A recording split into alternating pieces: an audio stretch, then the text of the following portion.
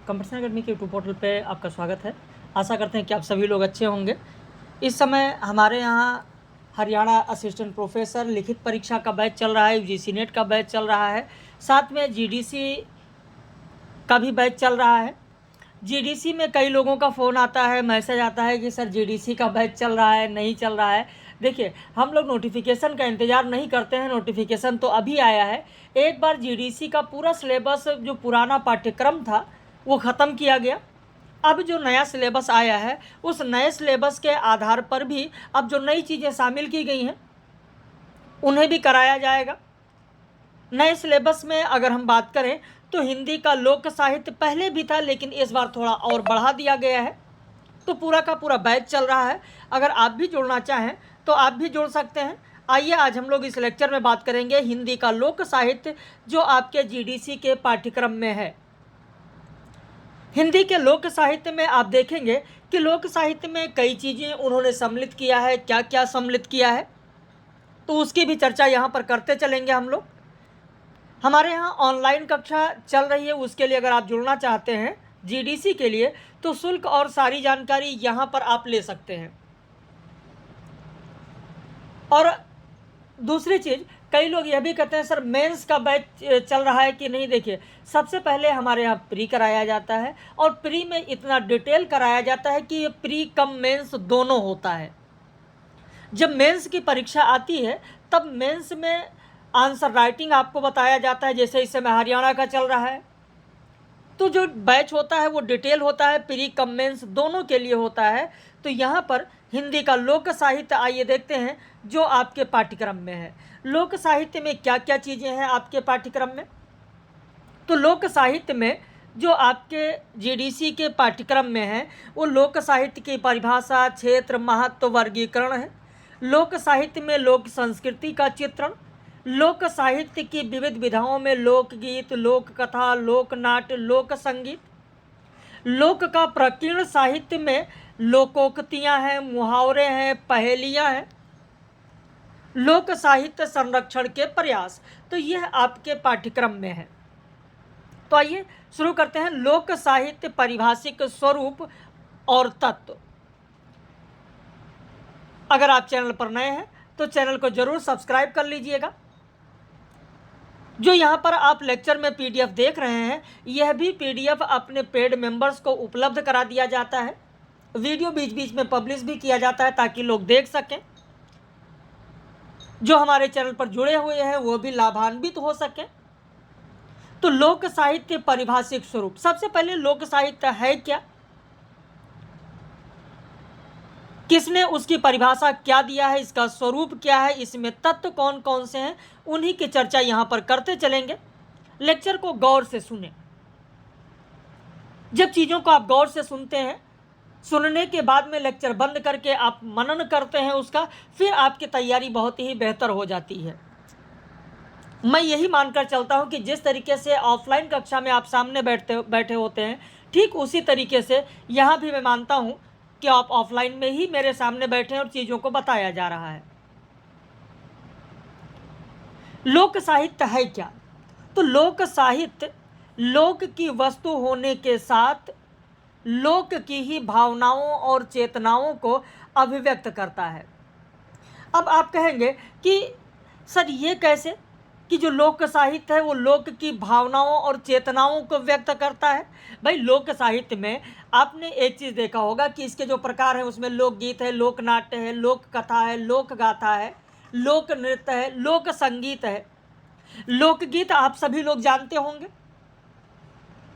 आप लोकगीत देखें, उस लोकगीत में भी आपको आपकी भावना और चेतना मिलेगा। जैसे लोकगीत में एक गीत है जो अक्सर ग्रामीण क्षेत्र में गाया जाता है, सावन के माह में भी गाया जाता है। जो नारी पात्र हैं, जो महिलाएं हैं, वो गाती हैं।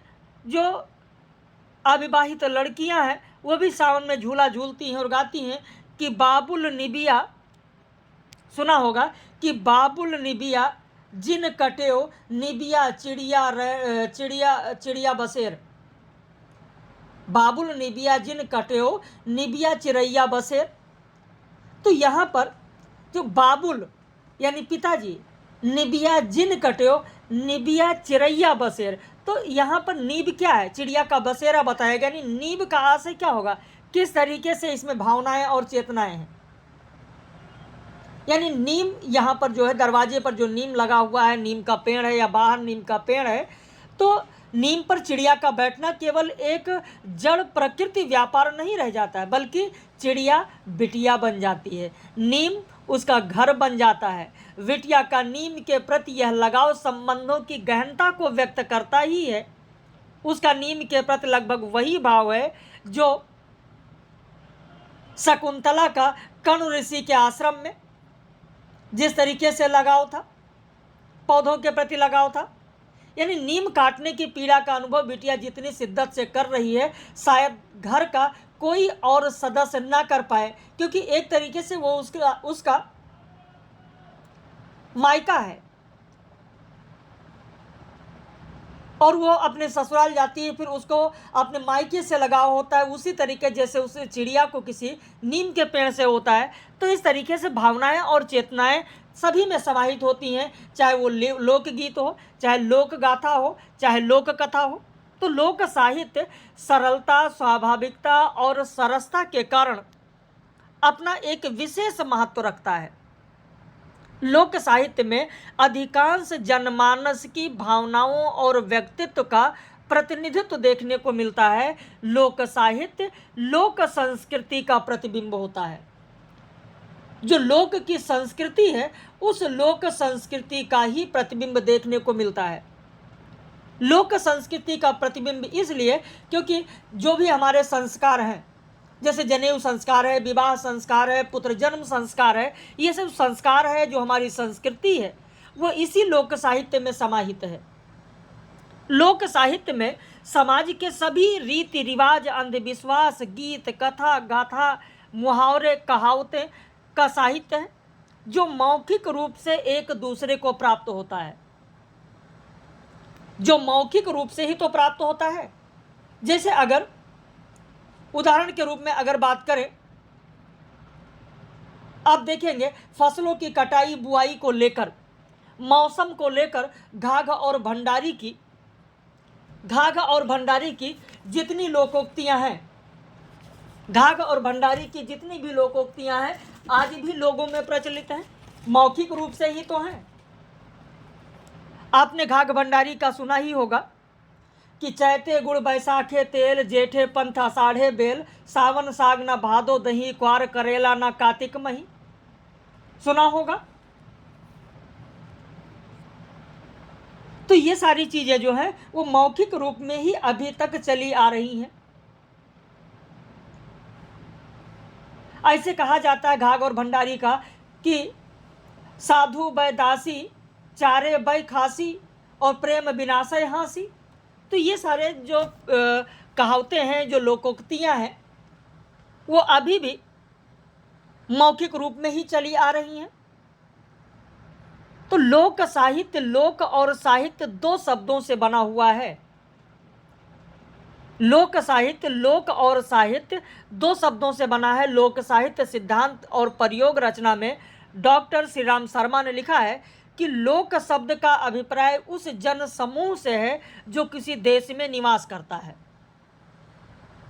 लोक शब्द हिंदी में अंग्रेजी भाषा के फॉक शब्द का पर्याय है। लोक शब्द में व्यापकता समाई हुई है, अर्थात लोक से तात्पर्य उस समाज से है जिसमें सभी प्रकार के मनुष्य सम्मिलित हैं। जनपद लोक साहित्य का अध्ययन लेख में हजारी प्रसाद द्विवेदी ने लिखा है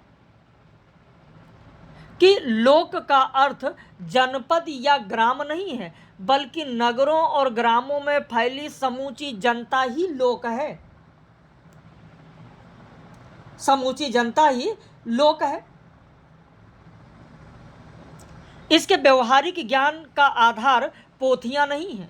जो इसका ज्ञान है, जो व्यवहारिक ज्ञान है, उस व्यवहारिक ज्ञान का आधार कोई पोथियां नहीं है कि कोई पोथियां हों।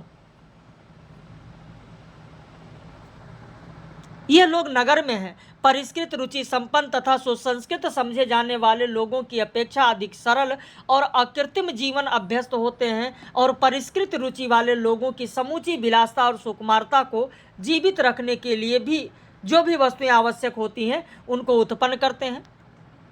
डॉक्टर रविंद्र भरमर ने कहा है कि गांव में ही नहीं बल्कि नगरों, जंगलों, पहाड़ों, टापू में बसा हुआ वह मानव समाज जो अपने परंपरा, रीति रिवाज और आदिम विश्वासों के प्रति आस्थाशील होने के कारण अशिक्षित और अल्प सभ्य कहा जाता है, लोक का प्रतिनिधित्व करता है। लोक का प्रतिनिधित्व करता है क्योंकि आप तो हिंदी साहित्य के अभ्यर्थी हैं और जब हिंदी साहित्य के अभ्यर्थी हैं तो आपने भवानी प्रसाद मिश्र की कविता जरूर पढ़ा होगा, सतपुड़ा के जंगल। भाई लोक की जब बात होती है तो सतपुड़ा के जंगल आपने जरूर पढ़ा होगा। सतपुड़ा के जंगल जब आप पढ़ते हैं तो वहां पर आप देखते हैं कि जैसे कहा गया कि चाहे जंगलों में निवास कर रहा हो लेकिन वह भी लोक का प्रतिनिधित्व करता है, वह भी आस्थाशील होता है, वह भी अपने रीति रिवाज और परंपरा को नहीं छोड़ता है। जैसे सतपुड़ा के जंगल आपने पढ़ा होगा तो इन वनों के खूब भीतर चार मुर्गे चार तीतर पाल कर निश्चिंत बैठे, विजन बन के बीच बैठे, झोपड़ी पर फूस डाले, गोंड तगड़े और काले। तो गोंड जनजाति का पूरा उन्होंने जिक्र किया और जिस तरीके से उन्होंने अपने रीति रिवाज और संस्कृति को अपनाया है उसका भी जिक्र किया गया कि जबकि होली पास आती, सरसराती घास गाती और महुए से लपकती, मत करती बास आती, गूंज उठते ढोल इनके, गीत इनके, बोल इनके। तो उनके भी ढोल गूंज उठते हैं।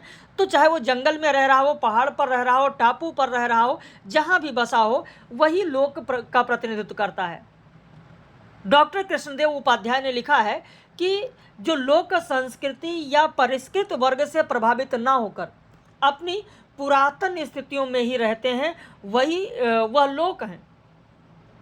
डॉक्टर सत्येंद्र ने यह भी लिखा है कि हम अपनी दृष्टि से कह सकते हैं कि लोक मनुष्य समाज का वर्ग है जो अभिजात संस्कार, शास्त्रीयता और पांडित्य को चेतना के अहंकार से शून्य है, जो एक परंपरा के निर्वाह में जीवित रहता है, वह लोक तत्व कहलाते हैं।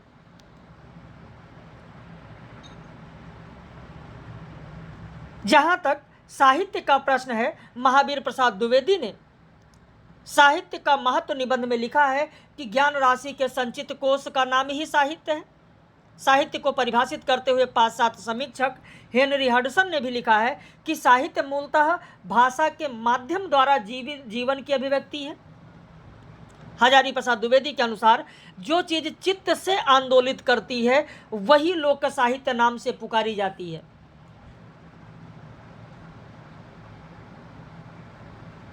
चित्त से आंदोलित करती है, चित्त को आंदोलित करती है, चित्त से आंदोलित होती है। तो जब चित्त से आंदोलित करने की बात आती है,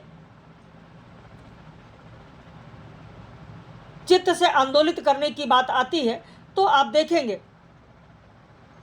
कि चाहे वो लोकगीत हो, चाहे वो लोक गाथा हो, चाहे वो लोक कथा हो, वो हर जगह आप देखेंगे कि चित्त से आंदोलित करती है या चित्त को आंदोलित करती है। चित्त को आंदोलित करती है, चाहे आप लोक गाथा पढ़ रहे हो, चाहे आप लोकगीत पढ़ रहे हो, हर जगह चित्त से आंदोलित करती है। आधुनिक काल में भी अगर आप आते हैं तो भी आप देखेंगे कि बहुत सारे पद और बिंब के माध्यम से चित्त को आंदोलित करने वाली रचनाएं आपको देखने को मिलेंगी। बहुत सारी आप कहावतों को देखेंगे, लोकोक्तियों को देखेंगे तो चित्त को आंदोलित करती हैं।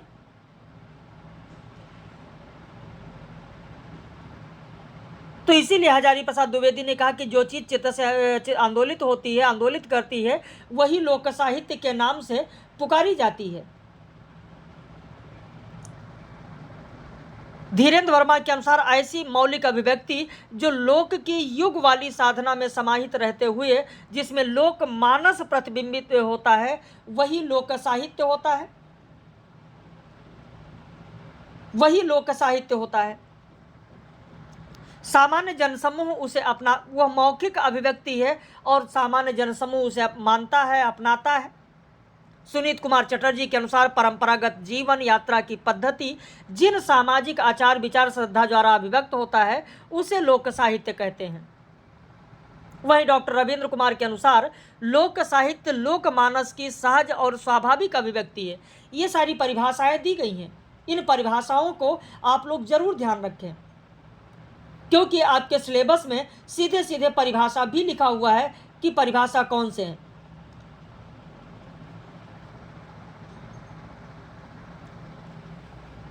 वह बहुधा आलेखित अपनी मौखिक परंपरा से एक पीढ़ी से दूसरी पीढ़ी तक बढ़ता रहता है।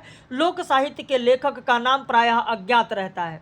बहुत सारी आप देखेंगे कि लोक साहित्य है, बहुत सारी सावनी इस समय गाई जाती है, लेकिन अगर पूछा जाए कि इसके लेखक कौन है, नहीं पता है। और वह गीत आप देखेंगे कि आपकी दादी नानी और भी पहले की पीढ़ियों से गाती चली आ रही हैं। आप भी उसी को सीखी हैं, आप भी गा रही होंगी। बहुत सारी महिलाएं हैं जो गा रही हैं, लेकिन उनके लेखक का नाम नहीं पता कि इस लोक साहित्य को किसने लिखा है। लोक का वाणी समूह का वाणी बनकर और समूह में घुल मिलकर ही रहता है, अतः लोक साहित्य लोक जीवन का वास्तविक प्रतिबिंब होता है। अभिजात परिष्कृत या लिखित साहित्य के प्रतिकूल लोक साहित्य परिमार्जित भाषा शास्त्रीय रचना पद्धति तथा व्याकरण के नियमों से मुक्त होता है। यहाँ पर कोई भी व्याकरण के नियम का प्रयोग नहीं किया जाता है।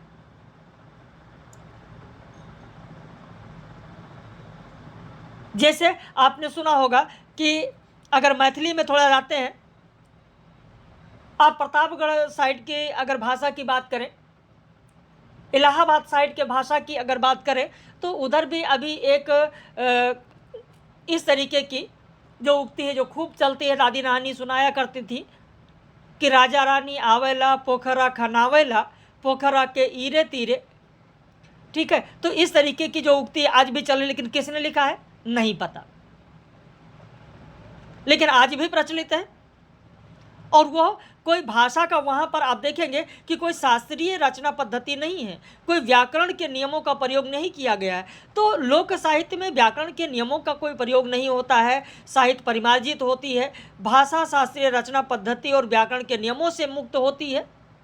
लोक भाषा के माध्यम से लोकचित्त की आकृतिम अभिव्यक्ति ही लोक साहित्य की विशेषता है। डॉक्टर श्याम परमार ने मालवी लोक साहित्य रचना में लिखा है कि व्यक्तित्व से रहित समान रूप में समाज की आत्मा को व्यक्त करने वाली मौखिक अभिव्यक्तियां लोक साहित्य की श्रेणी में आती हैं। डॉक्टर सत्येंद्र लोक साहित्य को आदिम मानव की आदिम प्रवृत्तियों का कोष कहते हैं। बहुत ही महत्वपूर्ण है। भाषा, संस्कृति और रीति रिवाज को समग्रता से समझने के लिए लोक साहित्य एक सशक्त माध्यम है। लोक साहित्य क्या है? तो लोक साहित्य एक सशक्त माध्यम है। हिंदी साहित्य के कोश के अनुसार लोक मनुष्य समाज का वह वर्ग है जो अभिजात के संस्कार, शास्त्रीयता, पांडित्य की चेतना और पांडित्य के अहंकार से शून्य है, जो एक परंपरा के प्रवाह में जीवित रहता है।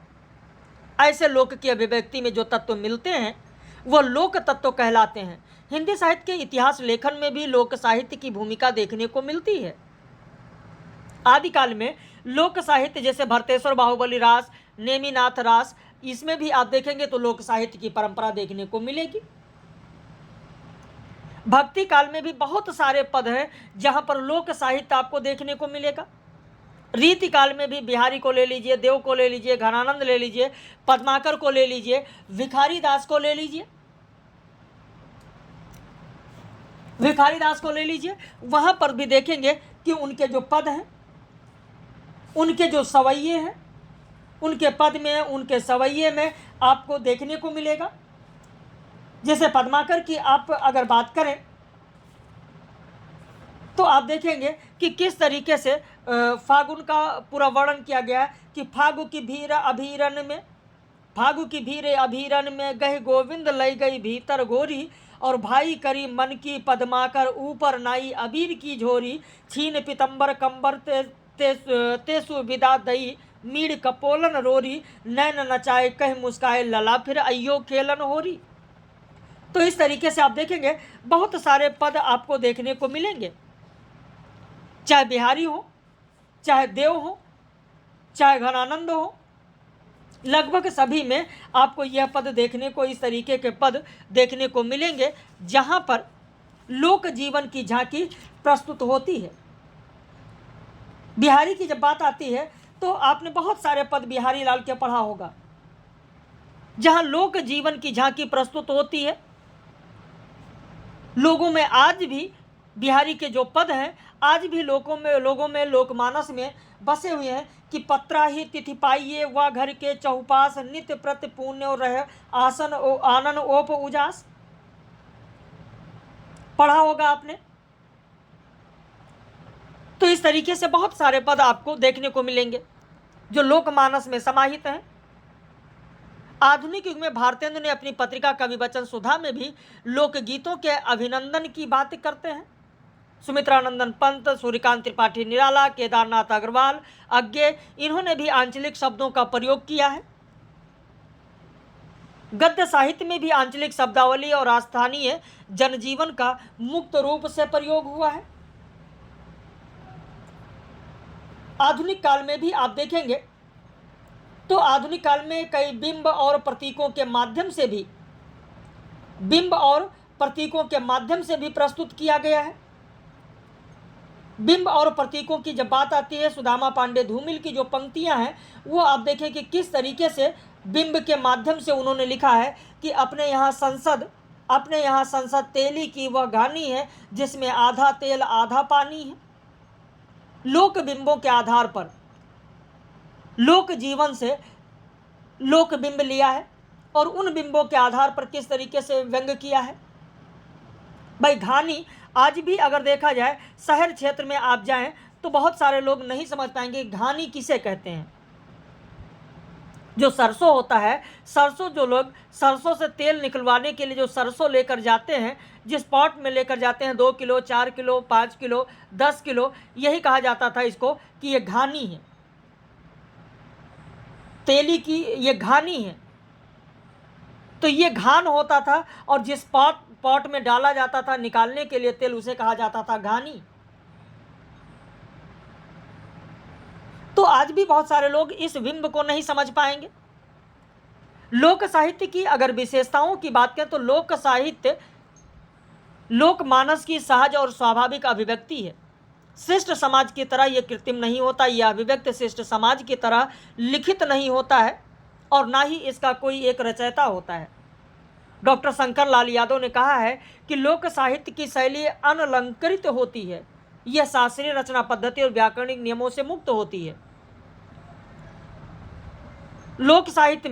लोक साहित्य लोकमानस द्वारा सृजित होती है, शास्त्रों के नियम अनुसार नहीं होती है।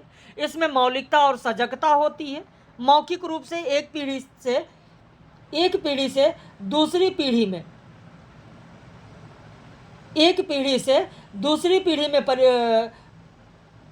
पीढ़ी में परिवर्तित होती रहती है, ट्रांसफर होती रहती है या हस्तांतरित होती रहती है। यह व्यक्तिगत सत्ता से ऊपर उठकर समष्टिगत सत्ता का प्रतिनिधित्व करती है। इसके विषय के अंतर्गत आर्थिक, सामाजिक, धार्मिक, पौराणिक, नैतिक, भाषा शास्त्रीय आदि सारे इसके तहत विषय आते हैं।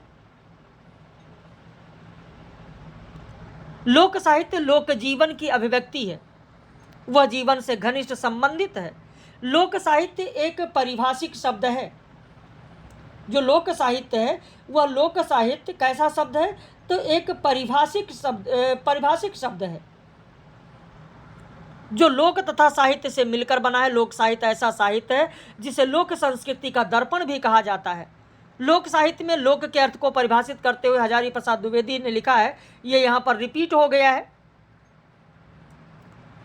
ये पॉइंट यहाँ पर रिपीट हो गया है। वास्तव में जो लोक साहित्य है, लोक साहित्य में जो तत्व मिलते हैं वह लोक तत्व हैं। क्योंकि लोक तत्व की जब बात आती है कि इसमें लोक के तत्व कौन कौन से हैं, लोक के तत्व कौन से हैं, तो देखिए लोक समुदाय का एक मानस होता है और वह अपनी रुचि अथवा व्यवहार से आदिम, जंगली और ऐन्द्रिक नहीं होता है। वो तो गतिशील और जीवंत समूह के कार्यकलापों को संचित करता है और उस लोक तत्व में जिसमें यह अभिव्यक्ति होती है उसी को लोक तत्व कहते हैं। जो अभिबिंबों का प्रयोग किया गया, घानी शब्द का प्रयोग किया गया, वो भी क्या है, तो वो लोक तत्व ही है। जो बिंब है, जो प्रतीक है, वो सब लोक तत्व हैं। जो कहावतों में, जो मुहावरों में प्रयोग किए जाते हैं बिंब, वो सारे बिंब क्या कहलाते हैं, वही हमारे लोक तत्व हैं जिनके माध्यम से लोगों तक पहुंचाया जाता है। जैसे आपने पढ़ा होगा, आपको पता भी होगा, आपने सुना भी होगा कि जाके पाँव न फटी बिवाई, जाके पाँव न फटी बिवाई, सो का जाने पीर पर आई। तो अब यहाँ पर जो ये तत्व इसमें लिए गए हैं, जिस तरीके के प्रतीक का प्रयोग किया गया है, बिवाई, पराई, फटे पाँव, तो ये सारी चीज़ें जो बात की गई है, तो यही हमारे लोक तत्व हैं। लोक संस्कृति का प्रौढ़ रूप लोक साहित्य है। लोक हमारे जीवन का महासागर है, उसमें समस्त जन समुदाय का आविर्भाव है। जन संस्कृति का सच्चा तथा सजीव चित्रण इसी लोक साहित्य में होता है। ये जनता का वह साहित्य है जो जनता द्वारा जनता के लिए लिखा जाता है। ये ऐसा साहित्य है जो जनता द्वारा जनता के लिए लिखा जाता है। यह ऐसा साहित्य है जिसमें व्यक्ति विशेष का चिंतन या विश्लेषण न होकर सामूहिक चेतना, अनुभव व संवेदनाओं की अभिव्यक्ति रहती है। इसका आधार लिखित नहीं होता है, मौखिक होता है।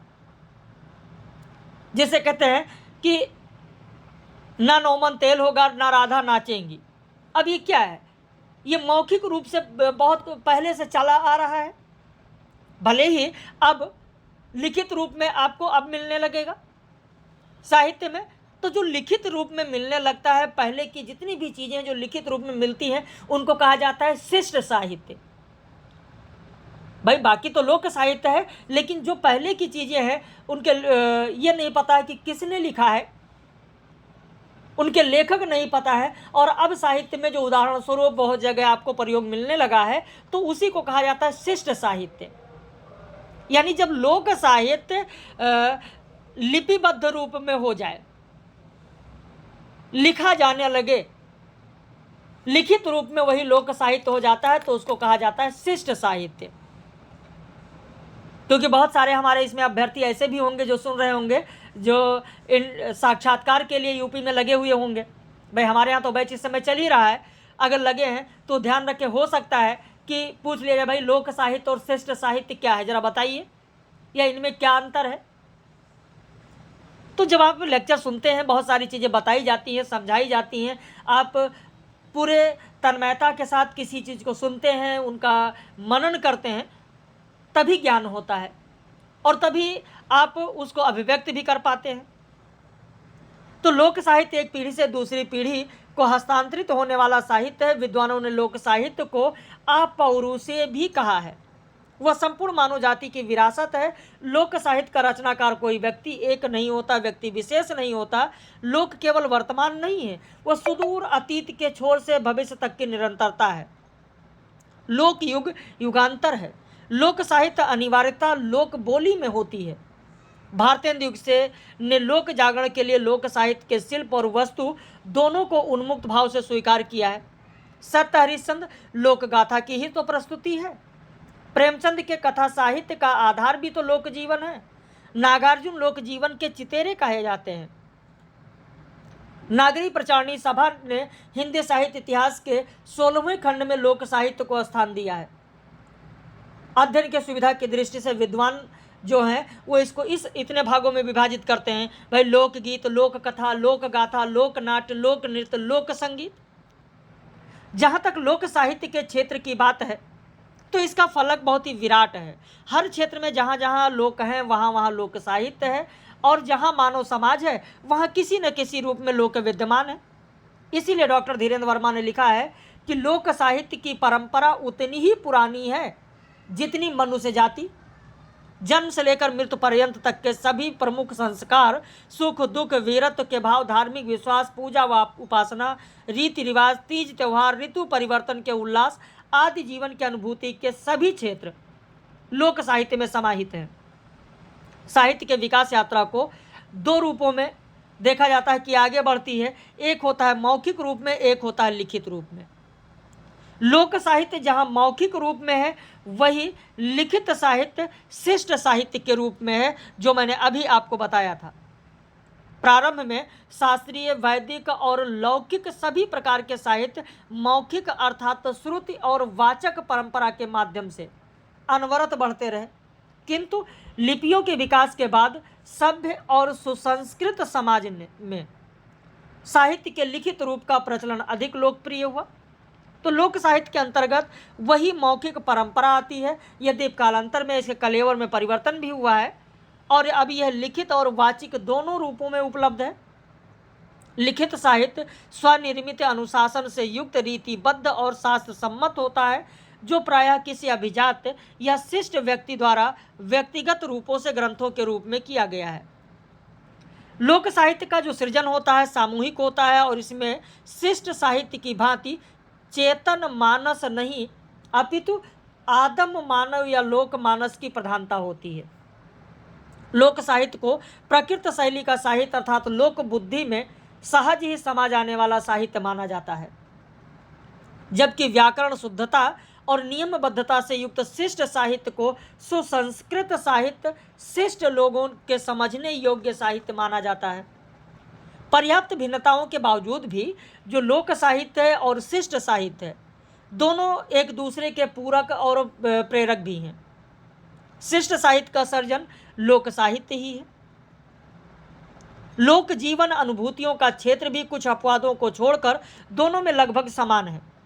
लोक का प्रकीर्ण साहित्य लोकोक्तियों, मुहावरे, पहेलियां, लोरियां, कथा को गति देने में सहायक लोक रूढ़ियां आदि सभी को शिष्ट साहित्य के अंग हैं। उनके उद्गम स्थल लोक साहित्य ही है। लोक साहित्य ने ही शिष्ट साहित्य को पृष्ठभूमि दी है। शिष्ट साहित्य की बारहमासा परंपरा, जो शिष्ट साहित्य की बारहमासा परंपरा है, वो लोक साहित्य की ही तो देन है। मलिक मोहम्मद जायसी की रचना जो पद्मावत है, उस पद्मावत में आप देखेंगे कि पद्मावत में जो बारहमासा का वर्णन किया गया है वो किसकी देन है? वो लोक साहित्य की ही तो देन है। लोक साहित्य की ही तो देन है भाई। जो बारहमासा दिया गया कि चढ़ा आषाढ़ गगन घन गाजा, साजा बिरह दुंद दल बाजा, और धूम धाम धौरे घन घाये, सेत ध्वजा बग पांति दिखाए।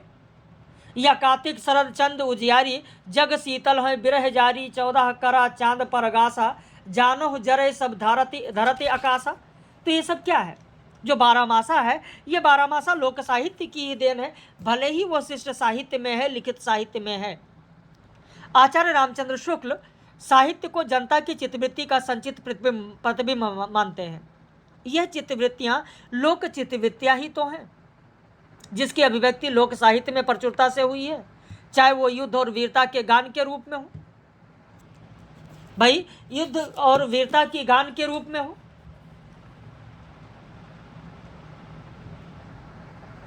चाहे वो भक्ति गान के रूप में हो, चाहे राष्ट्रीय सांस्कृतिक चेतना के गान के रूप में हो, राष्ट्रगान के रूप में हो, राष्ट्र भावना को जागृत करने वाला लोकगीत हो, लोक कथा हो, लोक गाथा के रूप में हो, चाहे वो चैती हो, चाहे वो कजरी हो, सब लोकगान ही हैं।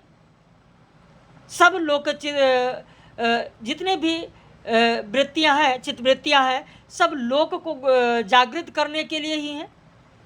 यही नहीं, जाति, धर्म, अंधविश्वास, सामाजिक कुरीतियां आदि समाज के अंतर्विरोध और अंतर संघर्ष शिष्ट साहित्य से अधिक स्पष्ट और मुखरित रूप में लोक साहित्य में ही चित्रित होते हैं। लोक साहित्य में ही आप देखेंगे तो लोक साहित्य में ही चित्रित होते हैं। आप देखेंगे रीतिकाल में भूषण को पढ़ें, भूषण के पद को आप देखें, आप कबीर के पद को देखें, कबीर के पद को देखें, अंधविश्वास पर किस तरीके से, जाति पात पर किस तरीके से व्यंग किया है। तो ये सब लोकमानस में ही तो है। आप भारतीय युग में देखें किस तरीके से राष्ट्रीयता की भावना को दिखाया गया है, सांस्कृतिक चेतना के जागृत करने की बात की गई है। तो ये सब शिष्ट साहित्य में जो भी आया है वो कहाँ से आया है? लोक साहित्य के तहत ही आया है। लोक साहित्य और लोक संस्कृति दोनों एक दूसरे से अभिन्न रूप से जुड़े हैं। लोक संस्कृति लोक चेतना की ही तो उपज है। डॉक्टर रामानंद तिवारी ने लिखा है कि लोक संस्कृति को लोकप्रिय और जीवंत रूप कहना चाहिए। मुकुंदी लाल ने कहा है कि शुद्धि, सुधार, परिष्कार, निर्माण, सजावट, आचरण, परंपरा आदि को संस्कृति कहते हैं। इस संदर्भ में वासुदेव शरण अग्रवाल ने लिखा है कि लोक जीवन से संबद्ध धार्मिक विश्वास, आचार विचार, समस्त अनुष्ठान लोक संस्कृति में ही समाहित है। लोक समाज विशेष है और उसकी चेतना लोक संस्कृति। लोक जीवन की इस चेतना की अभिव्यक्ति समाज की मान्यताएं, गीत, कथा, किस्सा, कहानी, लोरियां, कहावतें, मुहावरे आदि सभी का परिचय हमें लोक साहित्य द्वारा ही तो मिलता है। इसीलिए लोक साहित्य को लोक संस्कृति के सभी पक्षों का दर्पण भी माना जाता है। लोक साहित्य जीवन का समुद्र है। श्याम परमार ने कहा है कि लोक संस्कृति में केवल वही लोक साहित्य समाविष्ट होता है जो लोक की आदिम परंपरा को किसी न किसी रूप में सुरक्षित रखता है। अतः लोक संस्कृति का मूल्य केवल साहित्य की दृष्टि से उतना नहीं जितना कि इसमें सुरक्षित परंपराओं का है। लोक साहित्य भी राष्ट्र या समाज विशेष की लोक संस्कृति का वाहक है। लोक साहित्य किसी भी राष्ट्र या समाज विशेष की लोक संस्कृति का वाहक है। हमारी बहुत सारी पुरानी आप देखेंगे पुरानी संस्कृति है जो लोक साहित्य आज भी उसका वहन करती है, आज भी वो हमारे बीच में है। चाहे वो लोकगीत के माध्यम से हो, चाहे वो लोक कथा के माध्यम से हो, चाहे वो लोक गाथा के माध्यम से हो, चाहे लोक नाट्य के माध्यम से हो या कहावतें मुहावरों के माध्यम से हो। लेकिन जिनके माध्यम से हम लोक जीवन के सुख दुख, लोक व्यवहार, संस्कार, रहन सहन, खान पान, तीज त्योहार, खेती किसानी, जीवन मरण, उसके सामाजिक धार्मिक अन्य परिवेशगत परिवर्तनों के विषय में जान सकते हैं। हमारी परंपरा, संस्कृति, धार्मिक आस्था, विश्वास, विरासत से जोड़ने का माध्यम लोक साहित्य ही है। इस संदर्भ में कृष्णदेव उपाध्याय का कथन है कि लोक कथा संसार के समस्त कथा साहित्य का जनक है। बहुत ही महत्वपूर्ण बिंदु है, ध्यान रखिएगा। प्रश्न परीक्षा में ऐसे आ सकता है कि किसके अनुसार लोक कथा संसार के समस्त कथा साहित्य का जनक है, तो कृष्णदेव उपाध्याय। और लोकगीत सकल काव्य की जननी है, किसके अनुसार? कृष्णदेव उपाध्याय के अनुसार। ऐसे जब प्रश्न आ जाते हैं और सिलेबस में नया टॉपिक होता है, फिर लोग कहते हैं सर बस यही तो मैंने नहीं पढ़ा है, बाकी सारी चीज़ें आती हैं। ऐसा बिल्कुल भी मत कहें। चीज़ों को पढ़ें, गहन अध्ययन करें। और अब आप लोग तो देख ही रहे हैं कि किस तरीके के प्रश्न परीक्षा में पूछे जाते हैं। तो इस कारण लोक साहित्य की महत्व का अनुमान किया जा सकता है। स्पष्ट है कि लोक साहित्य के संरक्षण, लोक हेतु साहित्य का संकलन और संरक्षण आवश्यक है। लुप्त होती जा रही लोक साहित्य को 3 स्तरों से संरक्षित किया जा सकता है। छिटपुट बिखरे लोक साहित्य का संकलन, और संकलित साहित्य का संरक्षण, सामूहिक सहभागिता, युवा भागीदारी और संरक्षित साहित्य से नई पीढ़ी को जोड़कर उसका संवर्धन। उत्तर आधुनिकता के इस युग में यह तीनों ही कार्य दुष्कर हैं, क्योंकि वर्तमान युवा पीढ़ी अपनी संस्कृति और अपने संस्कार से कटती जा रही है। वर्तमान में आप लोग भी देख ही रहे होंगे कि किस तरीके से हमारी जो युवा पीढ़ी है वो अपनी संस्कृति और संस्कार से कटती हुई जा रही है। ऐसे में लोक कंठ में विद्यमान साहित्य को संजोना कठिन है। तो छिटपुट बिखरे लुप्त होते लोक कथाओं, लोकगीतों सरीखे संपूर्ण लोक साहित्य का संकलन अत्यंत दुष्कर है। इसके प्रारंभिक चरण संकलन में ही अनेक बाधाएं आती हैं, जैसे लोक साहित्य के जानकारों और गवैयों का क्रमिक विकास, पर्दा प्रथा, वर्तमान समय में लोकगीतों का गाना फैशन विरुद्ध मानना और उसके प्रति हे दृष्टि मन और उमंग के आधार पर गाने की प्रवृत्ति, एक बार गा चुकने के बाद गवैयों द्वारा उनकी पुनरावृत्ति में असमर्थता, संकुचित मनोवृत्ति, बहुत सारी बाधाएं आती हैं।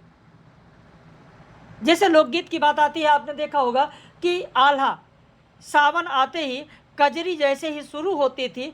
पहले जब रेडियो चलते थे, टेलीविज़न केवल होता था ब्लैक एंड वाइट वाला, आप घर में अपने जिक्र कर सकते हैं, पूछ सकते हैं, तो पता चले पूरा पूरा दिन कहीं ना कहीं किसी न किसी स्टेशन पर, रेडियो स्टेशन पर आल्हा आ रहा है।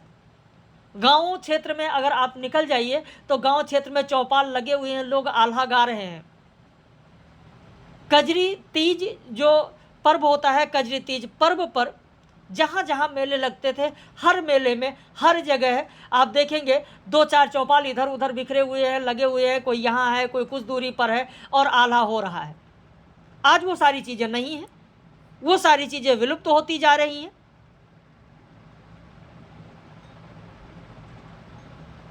तो लोक साहित्य के संकलन, संरक्षण और संवर्धन पर विचार के क्रम में सूर्य प्रसाद दीक्षित ने कहा है कि लोक साहित्य आज बाजारीकरण के कारण लुप्त होता जा रहा है, जो सांस्कृतिक रूप से नुकसानदायक है। आधुनिक युग में लोक साहित्य का विकास करना है तो पहले बचाओ फिर बढ़ाओ के फार्मूले पर चलना होगा। लोक साहित्य की विधाएं इस प्रकार हैं, जैसे लोकगीत, लोक गाथा, लोक कथा, लोक नाट्य। अगले लेक्चर में हम लोग इसी पर चर्चा आगे करेंगे, लोकगीत से शुरू करेंगे।